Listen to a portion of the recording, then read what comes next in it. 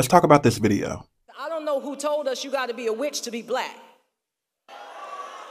You are not more black by engaging in witchcraft. That is still propagating a white supremacist lie that black people in Africa didn't know Jesus.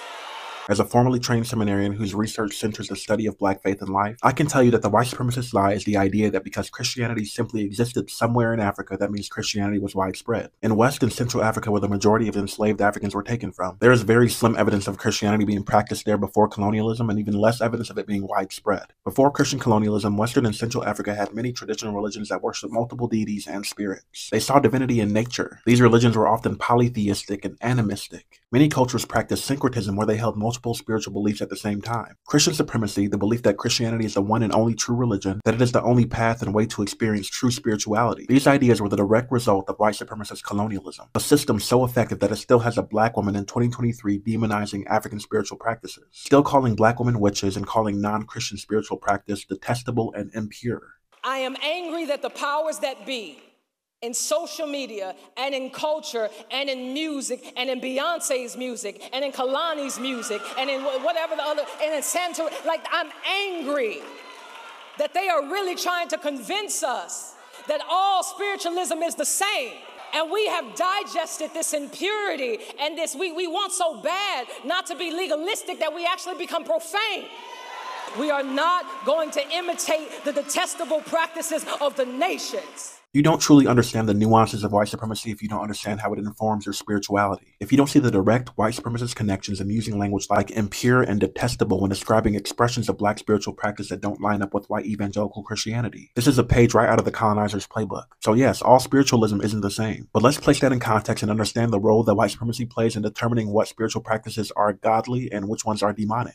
People also consistently bring up the Ethiopian Orthodox Church as evidence of Christianity in pre-colonial Africa. But Ethiopia is in East Africa and was not involved in the Middle Passage. Furthermore, the Ethiopian Orthodox Church practiced Christianity in a very different way than Western Christianity does today. Case in point, the veneration of ancestors was an important part of the Ethiopian Orthodox Church. But this is something that the Western Church and likely Jackie Hill Perry would call demonic. And speaking of demons, we want so bad to have all these freedoms that we are entertaining demons, and you wonder why you are depressed.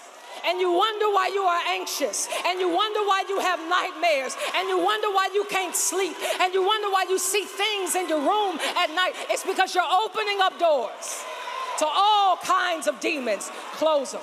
How many people, how many black people, how many black women have been told that their very real challenges like insomnia, anxiety, and depression were the result of demons? I think we've lost count. This is spiritual bypassing. It is the use of spiritual ideas, practices, and beliefs as a way to sidestep or bypass the uncomfortable or challenging aspects of life, rather than confronting them directly. That if people don't actually have the gift of clairvoyance, that they may be impacted by their very real religious trauma. Trauma that taught them to be hypervigilant and feel like something is lurking in every dark shadow, making them anxious or making it difficult for them to go to sleep. That the fear of eternal separation from God from things like passing thoughts or natural human desires can cause depression.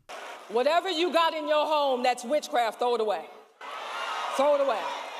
Burn everything you got.